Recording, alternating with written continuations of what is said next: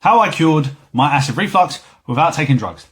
Hi there, my name's Reese. I'm a nutritionist. I work specifically these days with people to get to the root cause of their reflux and their bloating. And back many years ago, I had acid reflux and my doctors couldn't figure out why. They gave me their medication. It was only helping while I took it. I went for an endoscopy. They didn't tell me I had to be off my PPI medication for at least 15 days. Thanks for that, doc.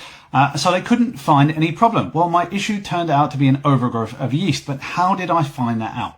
Well, I wasn't satisfied with them telling me I had too much acid because that never made sense to me. If I have too much acid, I either have too many acid secreting cells or those cells are working overtime, and neither of those they could prove to me was the problem. So what I had to do was the old school trial and error method. I had to just try different things and see what worked. And now many years later, I know that there are three main causes of acid reflux. The first is having an H. pylori bacterial infection. But as I said earlier, you have to be off your PPI medication for at least 15 days when you have an endoscopy to get a positive result if you have it.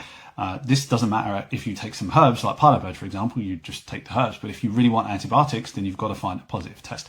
The second most popular cause, I think, of acid reflux is an overgrowth of yeast. Now, that was my original cause. It actually got significantly worse after I took antibiotics because antibiotics kill bacteria and then allow the yeast or the fungus to thrive, and that was causing my problem. A lot of people have yeast in their mouth and their esophagus. They're swallowing it. It's in their stomach, suppressing their acid and causing their problem. Now, the third issue is not having a gallbladder, where you end up with bile inside your stomach, and bile inside the stomach can interfere with the sphincter, causing gastritis, a hernia, acid reflux, and those problems. So if you don't know where to start, it's probably one of those three for most people. You could start by taking some pilobirds to rule out H. pylori, or you could go to myacidrefluxquiz.com, fill out that short quiz. It'll tell you which one of those three is most likely, and then you can attack it head on and see how you go. Best of luck.